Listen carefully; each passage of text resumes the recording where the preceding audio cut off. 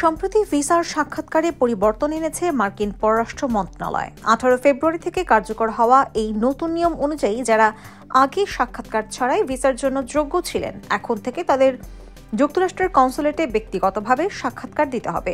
এছাড়া ভিসার জন্য সাক্ষাৎকারের তারিখ ও ভিসা পাওয়ার ক্ষেত্রে দীর্ঘসূত্রিতা দেখা দিতে পারে। বাইডেন প্রশাসনের সময় ড্রপ বক্স পদ্ধতিতে আগে ভিসা থাকলে মেয়াদ শেষ হয়ে যাওয়ায় 48 মাসের মধ্যে আবার আবেদন করলে সাক্ষাৎকার দিতে হতো না।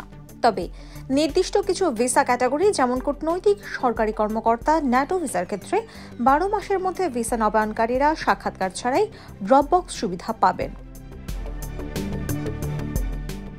এর বাইরে যারা নতুন নিয়মের আওতায় পড়বেন না, তাদের নিজ নিজ দেশে মার্কিন কনসুলেটে ব্যক্তিগত সাক্ষাৎকারের সময়সূচি নির্ধারণ করতে হবে, যা ভিসা প্রাপ্তির প্রক্রিয়াকে বিলম্বিত করতে পারে বলে মনে করছেন প্রবাসী বাংলাদেশিরা। নতুন মার্কিন ভিসা নীতিতে ভ্রমণ ও কর্মসংস্থান ভিসা এবং পরিবার ভিত্তিক ভিসা নবায়নের ক্ষেত্রেও সাক্ষাৎকার মওকুফের সুযোগ কমানো হয়েছে।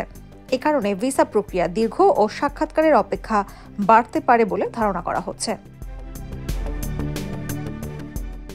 IBTV USA, New York.